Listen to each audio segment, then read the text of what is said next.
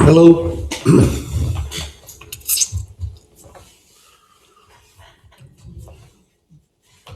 Everybody, we'll start with Sussex News in Bolton.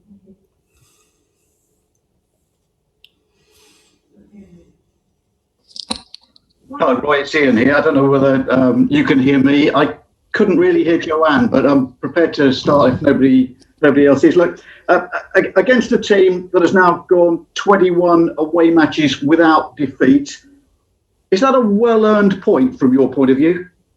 Oh yes, absolutely. It's never easy to beat Manchester United. I mean, they've got a host of very, very good players, very good quality players. They're very athletic and physical. It's always going to be a challenge when you meet them, whether you're Man City or Crystal Palace. So it's a difficult game that you are confronted with. But I thought the way the players went about the job tonight is very, very commendable. I can't commend them enough. I can't praise them enough.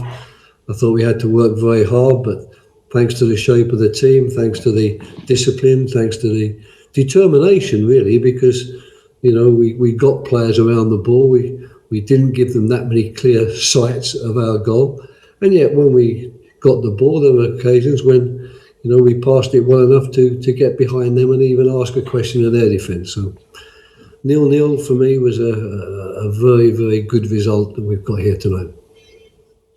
How pleased were you to have Jeff Schlupp back? Came on as a late substitute, his first minutes on a pitch for 2 months. Yeah, good point. Very, very pleased, very concerned that I think in injury time he had to chase a turbocharged Aaron Wan-Bissaka down the line, which bothered me a little bit because obviously the problem he had was a pulled hamstring when he had to burst into top speed, and I thought, I really hope he's not going to get a recurrence of the injury. But I think he was really happy to know that he can do that job because it was an important job that he did in tracking Aaron down the right wing. But James McCarthy came off. Is that a concern? Yes, it's a concern because the injury which kept him out was an injury in the groin region, and he felt it again. So that is a major concern. And if it turns out that he can't play in the next couple of games, it'll be a major blow for us because he did very well. I thought in the 60 minutes that he played, he's a player that we would like to see available. But he's another one that in the course of this season has missed an awful lot of games through injury or for personal reasons. Well done, Roy. Thanks, Ian. Cheers. Thank you. We'll go to John Cross, please, in the Mirror. Hello, Roy. Nice to see you. Yeah, I can't see that mask. I can't see whether the mask. As I say so often, if my wife wore a mask, I'd walk past her in the street. So I'm hopeless when people mask. I know exactly what you mean. Honestly, I've got walked straight past friends in the recent months, and I think they think I'm rude. But listen, you played ever so well tonight. You didn't just defend well tonight, but you had chances, didn't you? I mean, Patrick at the end, Andros went. The overall. Yeah, you felt as if you could have taken all three. Well, I'm not going to sit here and suggest we could have won it or we should have done even more than we did. I think that in a game, as it turned out to be, a 0-0 result is one that I thought we fully deserved, but I'm not prepared to say we deserved more. But I thought there were some very good signs tonight about us getting back a little bit of the composure that at some times we've lost in a couple of recent games. I thought that was nice to see that coming back, playing through the midfield, because we do have the quality players in there to do that. And the return of Schlupp, the return soon of Wilf Zaha and James McArthur, that will also help us in that area. And if we could just get a couple of the other ones back, I think we'd be even more capable, if you like, of playing that sort of football that we played on occasions today and creating more chances. But it's not easy to create chances against United anyway, as their 21 games without defeat away from home proves. But at least we stopped them from winning tonight, and I think every time Crystal Palace play Man United, at least in the last 4 seasons I've been here, it's a reason to celebrate when you get a result. And for me, a draw against them is always a result. Sure.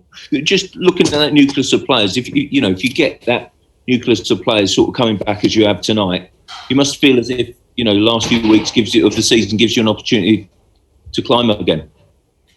Yeah, maybe, but I think once you keep one's ambitions modest here at Crystal Palace, the fact is, this is a squad of players that have been together a long time.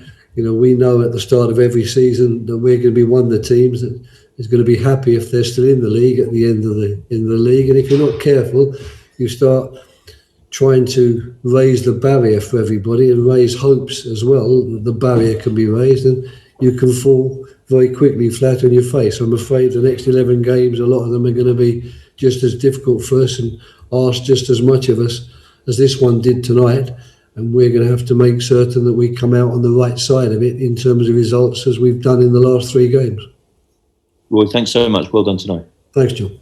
Thank you. Go Dominic Firefield from The Athletic. Hi, Roy. Who's that? It's Dom. Sorry, Hello, Dom. Dominic. Yeah, Hi. sorry. Yeah. Just wanted to ask you about one of the unsung heroes in this Palace team, Joel Ward, who comes in and seems to hit the ground running every time he's selected and did a great job for you tonight.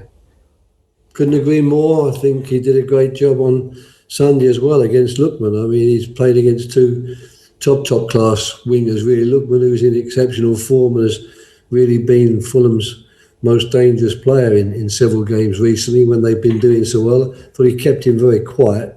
And tonight he kept Marcus Rashford quiet. So you can't really ask much more than that. And he even brought his straw to the water going forward as well. Some of his forward passes were very good. His interceptions were good. So I think he must be delighted with his game, and I'm pleased that you've picked him out. Thanks, Roy. Thank you. Jack Ross of The Standard, please. Evening, Roy. Hello, Jack. 3 games since that rather bold and charming banner and statement from the supporters, 3 games unbeaten. It's quite a good response from the group, isn't it? Yes, it is. But I mean, that's what supporters do. They praise you 1 minute and they criticise you next. So I don't allow those things to concern me too much. It's more something which, for you guys, gives you lots of ammunition and things to write about. But as far as we're concerned, we didn't pay it any attention whatsoever, because we know that to be accused of apathy, nothing could be further from the truth. That we are not an apathetic group of players by any stretch of the imagination. Anyone who cares to watch us play and analyse our play would know that. So response, we didn't think about it in terms of response. The only response we wanted was the fact that we'd had 2 very good games, taken 6 points. People were suggesting that we were a very good team. Then when you play 2 poor games and you don't play as well as you would like to play, none of us believe, well, we're not a good team. And we were a great team after the 6 points, but now after no points in 2 games, we're hopeless. We shrugged that off, as one has to do, and concentrate on the next 3 games, or next 2 games in particular, because we knew that Brighton was going to be a vital game to get a performance and a result, and the same with Fulham.